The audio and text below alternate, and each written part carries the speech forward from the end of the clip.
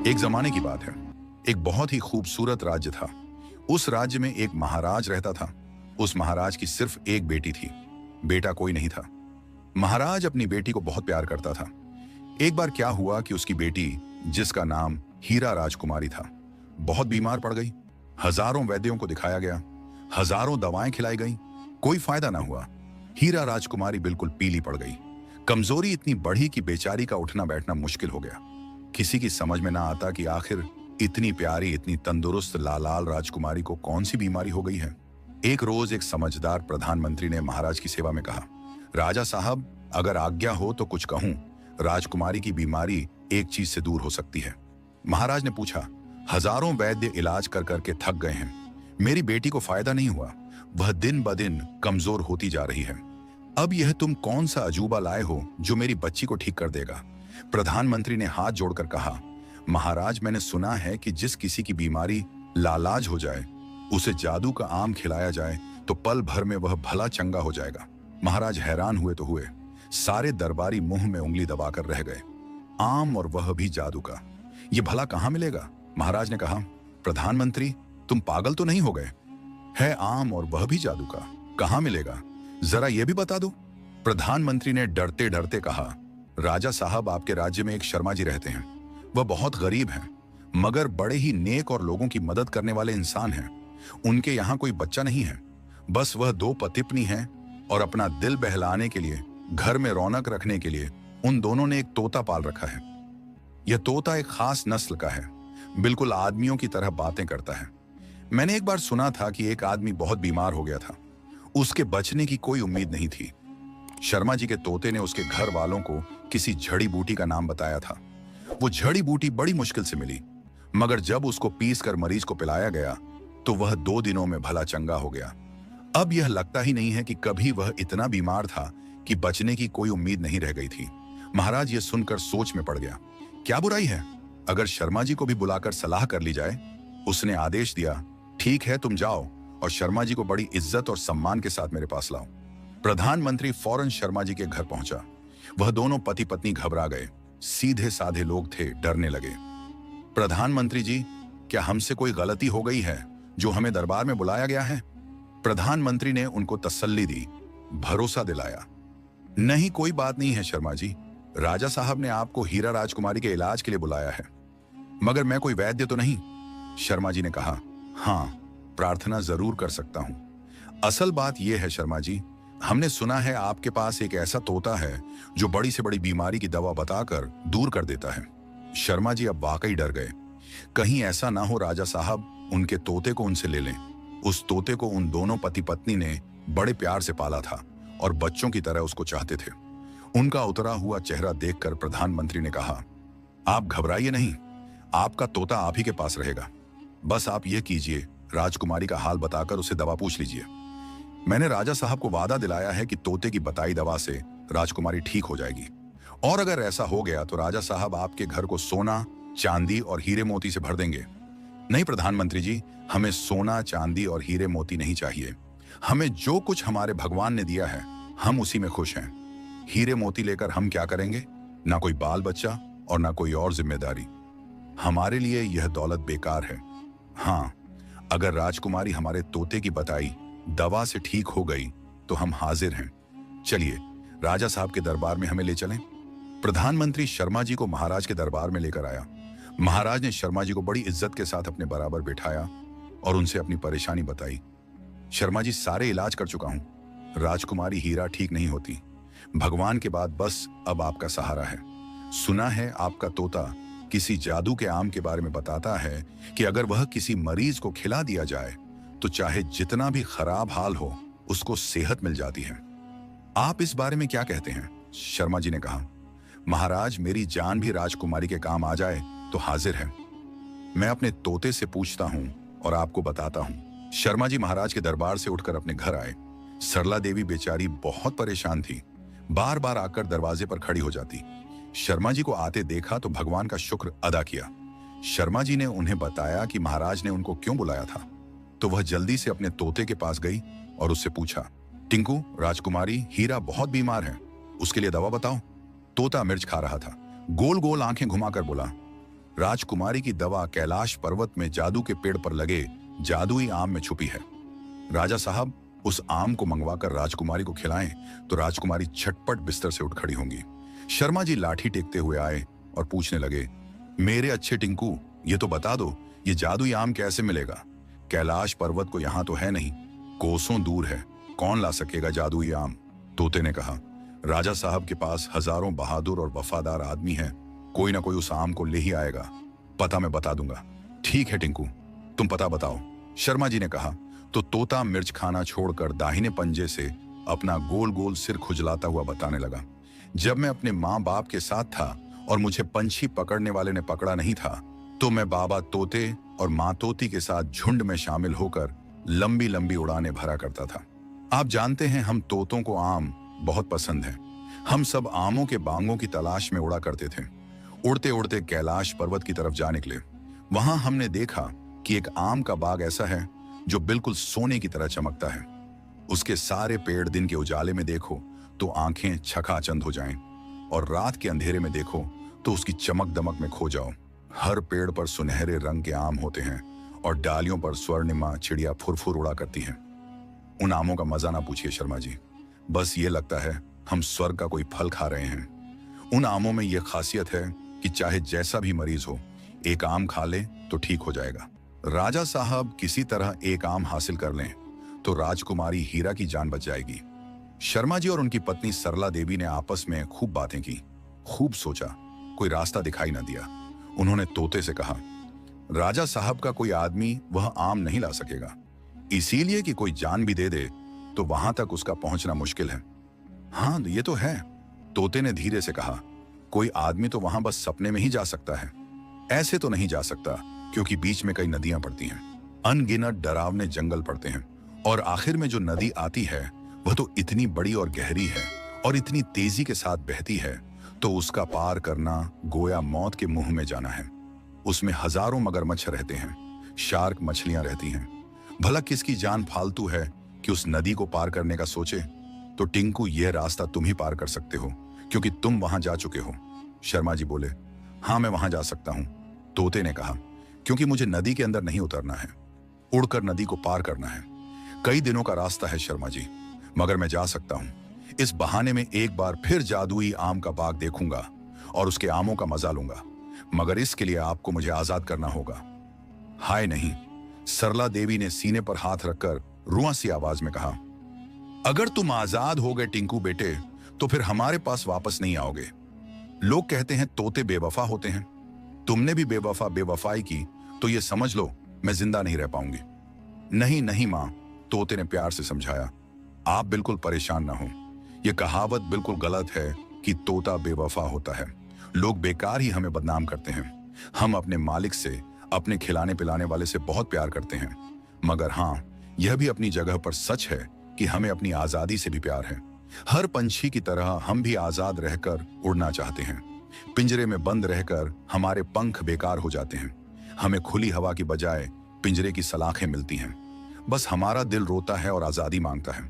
हाँ खैर, यह तो है। सरला देवी ने सिर हिलाया, चलो हम तुम्हें आजाद कर देंगे, मगर एक शर्त पर। वह क्या है माम?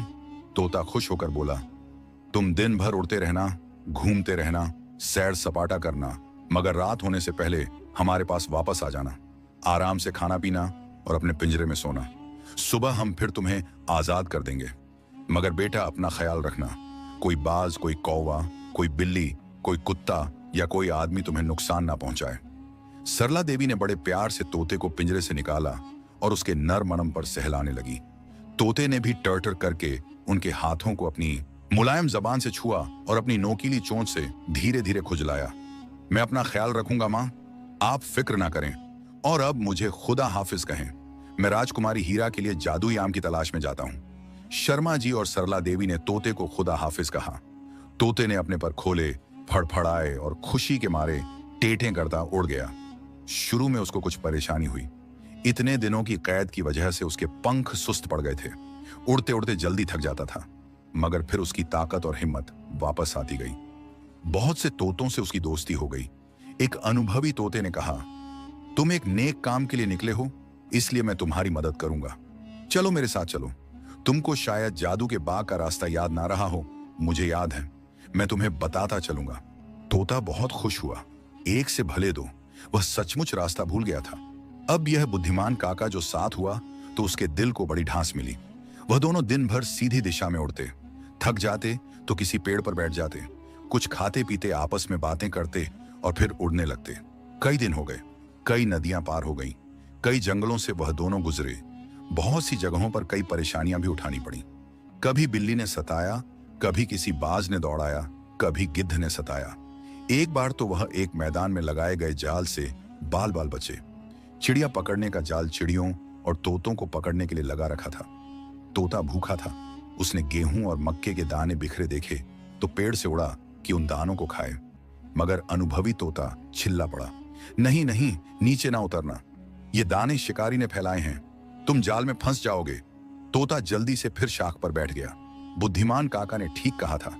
देखते ही देखते कई चिड़ियां दाना खाने उतरी और जाल में फंस गई। वह फड़फड़ा रही थी, चिल्ला रही थी और शिकारी हंस हंस कर जाल समेट रहा था। भगवान का शुक्र है मैं बच गया। तोते ने पंजे जोड़कर आसमान की तरफ चोंच उठाई। मेरे बुद्धिमान काका, आपका भी बहुत बहुत शुक्रिया।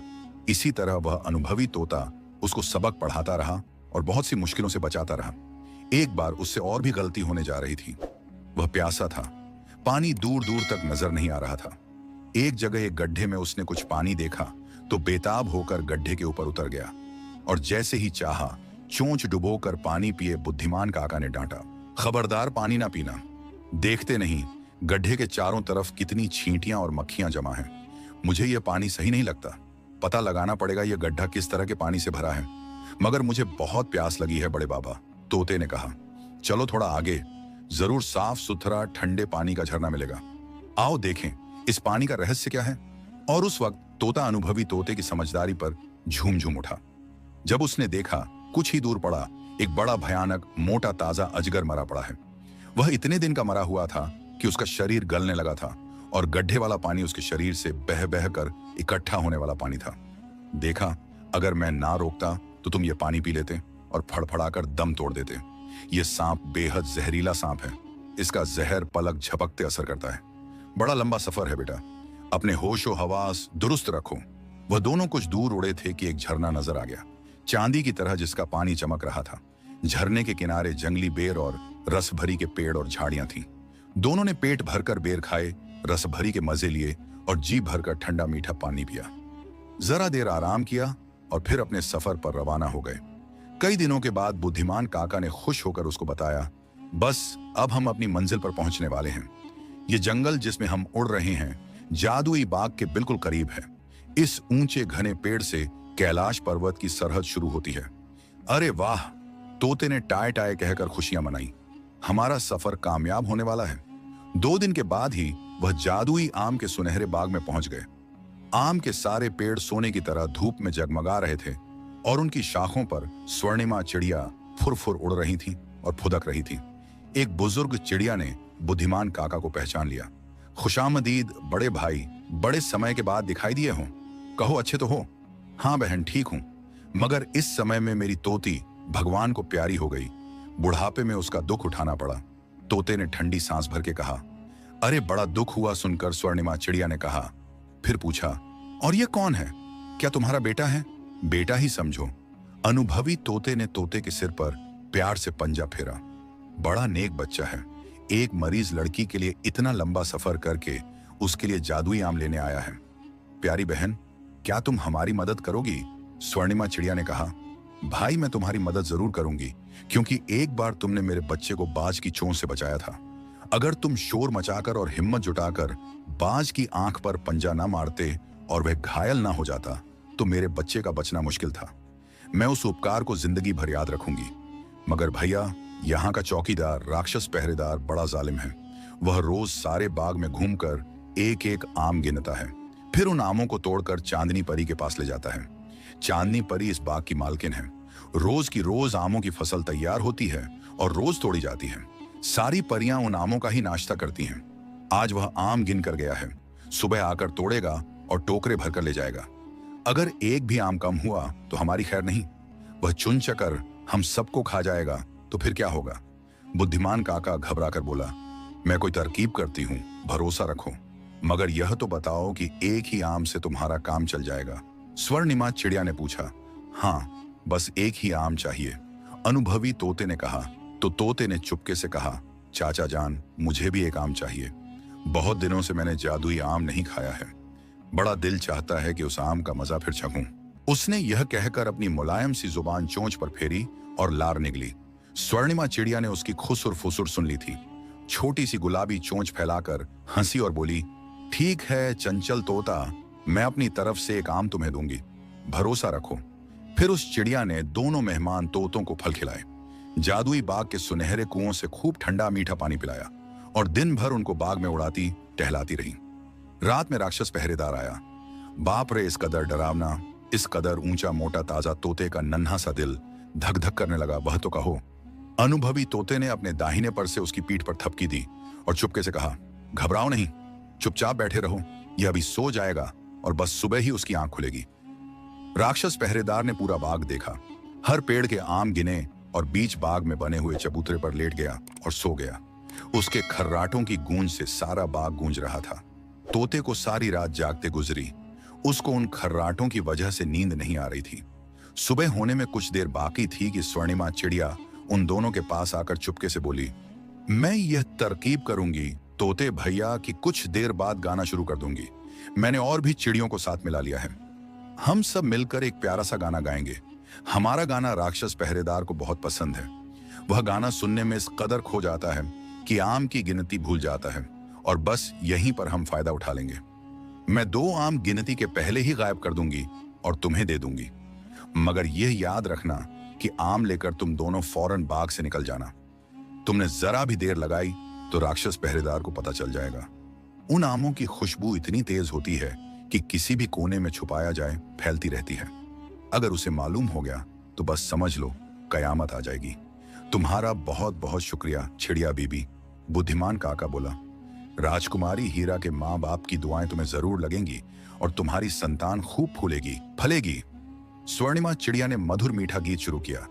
जैसे ही उसकी प्यारी सी आवाज बाग में गूंजी, सारी चिड़िया उसके इर्द गिर्द जमा हो गई और सब ने मिलकर गाना शुरू कर दिया।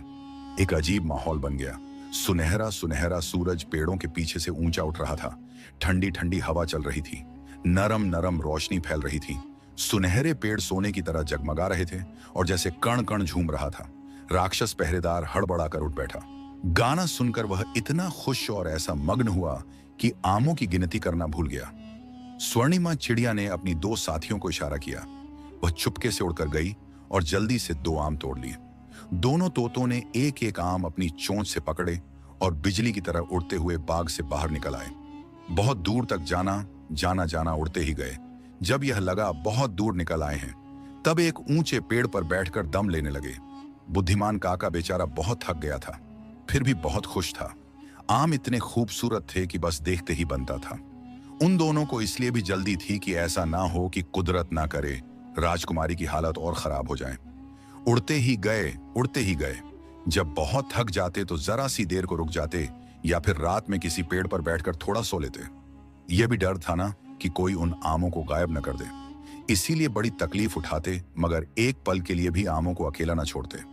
वह जहां भी रहते उन आमों की खुशबू से हवाएं महक जाती और रात में उनकी जगमगाहट दूर दूर तक दिखाई देती। एक रात वह जिस पेड़ पर बैठे थे उसके नीचे एक मुसाफिर आकर लेट गया।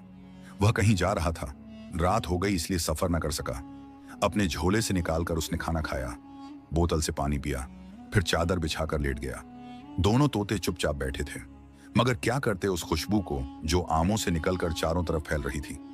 नीचे लेटे मुसाफिर ने अपने आप से कहा, बड़ी अच्छी महक फैली है, जाने किस चीज की है, कोई फल है या कोई फूल है, पता नहीं लग रहा है, मगर हाँ कुछ कुछ आम की ऐसी महक है। बड़ी मुसीबत हो गई चंचल तोता। बुद्धिमान काका ने अपनी चोंच तोते बेटे के पास लाकर धीरे से कहा, भगवान ही बचाएगा हमें, बस उसका ही भरोसा है। चंचल तोता ने ठंडी सांस भरी और आहिस्ता आहिस्ता आमों को घने पत्तों के नीचे छुपाने की कोशिश करने लगा। इस कोशिश में एक आम खिसक कर नीचे जा गिरा और मजा यह हुआ सीधा उस मुसाफिर की नाक पर जाकर गिरा। एक ऊंची चीख मारकर वह मुसाफिर उठ खड़ा हुआ। वो डर गया था। उसको लग रहा था कोई चोर उसका सामान ले जाने के चक्कर में है और उसने उसकी नाक पर घूंसा मारा है कि वह दर्द के मारे बिलबिलाकर उठे और उसके सिर के नीचे दबा हुआ थैला मुसाफिर के हाथ आ जाए। उस थैले में अच्छी खासी रकम थी और कपड़े थे। कौन है? किसने मुझे घूंसा मारा है? वो मुसाफिर डरी डरी आवाज में बोला। मैं भूत हूं। चंचल तोता बड़ी मोटी आवाज बनाकर बोला। तुम्हें खा जाऊंगा? क्या कहा? वह मुसाफिर थर थर कांपने लगा। उसकी नजर उस आम पर गई जो उसके पास जमीन पर पड़ा सोने की तरह चमक रहा था। तुम भूत हो? और यह चमकती चीज, वह थैला उठाकर धीरे धीरे पीछे हटने लगा। यह मेरी जादू की गोली है। इधर तुमने उसको छुआ, उधर भस्म हो जाओगे। ठहरो, जाते कहां हो? मेरे पेड़ के नीचे तुमने ठिकाना जमाया। मैं तुम्हें इसकी सजा जरूर दूंगा। इस बार तुम्हारे कानों की बारी है। चंचल तोता उसी डरावनी आवाज में बोला और अपने पर फटफटाए। परों की यह फटफटाहट अंधेरे जंगल में बड़ी डरावनी मालूम हो रही थी। बस अब जो भागा वह मुसाफिर तो कुछ ना पूछो, पीछे मुड़कर भी ना देखा, एक पल को न रुका।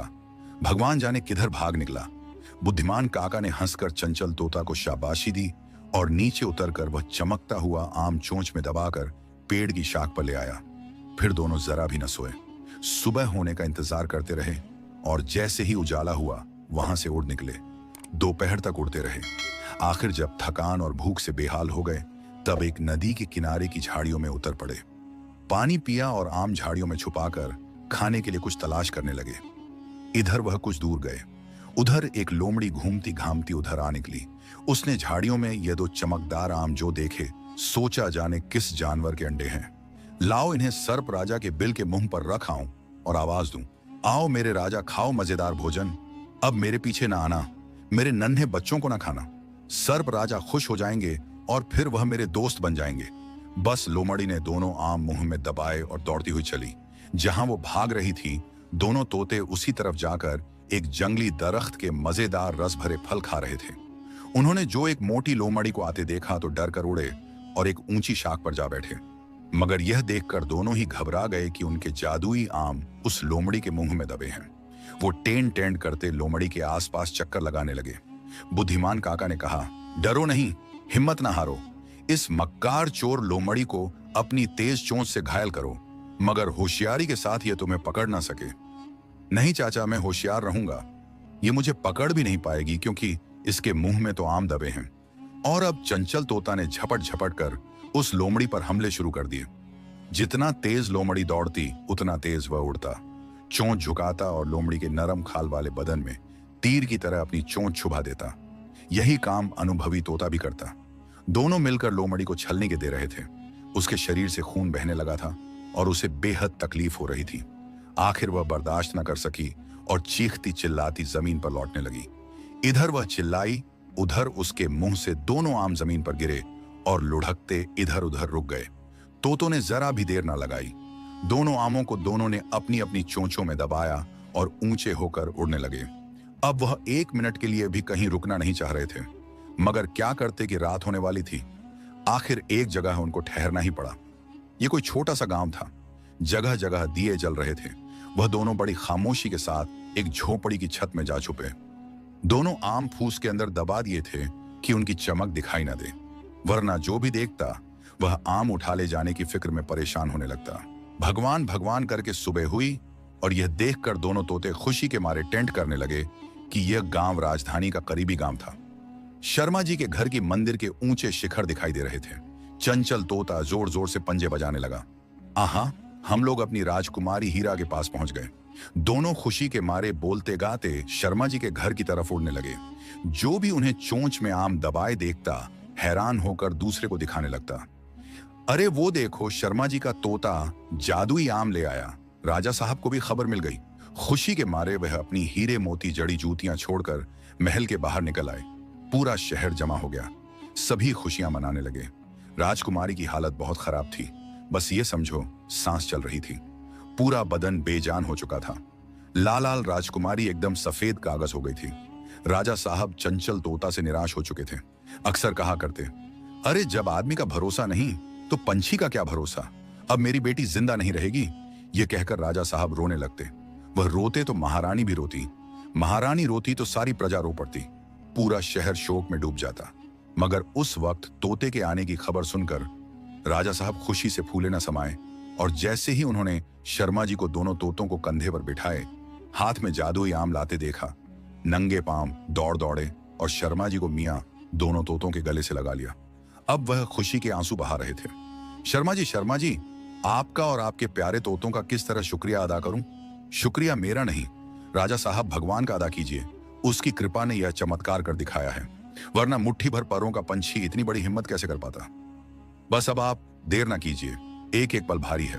फौरन महल में जाइए और राजकुमारी को आम खिलाइए, खिलाइए भी और सुंघाइए भी। चंचल तोता बोला। सुंघाते ही राजकुमारी को फौरन होश आ जाएगा और जैसे ही होश आए उन्हें आम की एक फांक खिला दी जाए। थोड़ी ताकत आ जाए तो दूसरी फांक और बस। इधर आम उनके पेट में गया, उधर वह अपने बिस्तर से उठकर खड़ी हुई। सब भागम भाग अंदर आए। शाही वैद्य राजकुमारी की नब्ज थामे बैठे थे और बड़ी निराशा के साथ उसका मुरझाया हुआ चेहरा देख रहे थे। शर्मा जी ने जल्दी से बढ़कर जादुई आम को राजकुमारी की नाक से लगा दिया। सारे लोग दम साधे खड़े थे। राजकुमारी की नाक में आम की खुशबू जो गई, उसने एक लंबी सांस ली और जोर की सांस खींची। एक सांस, फिर दूसरी सांस, फिर तीसरी और चौथी सांस के साथ उसने आंखें खोल दी। जैसे ही राजकुमारी ने आंखें खोली, शर्मा जी ने चाकू से आम की एक फांक काटी और राजकुमारी के होठों से लगा दी। राजकुमारी ने अपने मुरझाए होंठ खोले और आम की फांक मुंह के अंदर ले ली। 2 फांक खाई होंगी कि रंग बदलने लगा। सफेद चेहरा लाल हो गया, जैसे गुलाब का ताजा खिला हुआ फूल या खूबसूरत तराशा हुआ जगमगाता मोती। मुरझाए हुए होंठ गुलाब की पंखुड़ी बन गए। आंखों में चमक आ गई और उसने अपनी कोमल आवाज में पुकारा, अब्बा हुजूर, अम्मी हुजूर। हर तरफ मुबारक सलामत का शोर मच गया। नजरें उतारी जाने लगी। महल के फाटक पर खामोश पड़ी नौबत बजने लगी।